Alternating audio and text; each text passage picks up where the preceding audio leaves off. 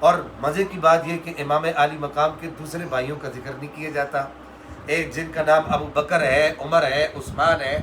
آپ کربلا جائیں، اللہ آپ کو نصیب کرے جانا، وہاں امام علی مقام کے روزے پر ان کے نام لکھے ہوئے ہیں جو امام کے ساتھ شہید ہوئے، ان کا ذکر بھی نہیں کیا جاتا۔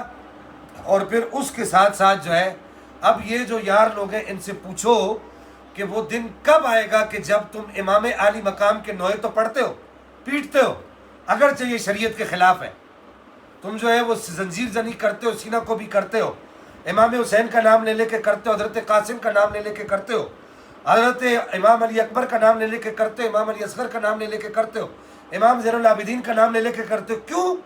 کہ بھائی یہ علی کے بیٹے ہیں، تو اللہ کے بندو ان کے نام کے نوحے کب نکالو گے؟ یہ بھی تو علی کے بیٹے ہیں نا، ان کے نام پر زنجیریں کب مارو گے؟ یہ بھی تو علی کے بیٹے ہیں۔ سمجھ آ رہی ہے آپ کو بات؟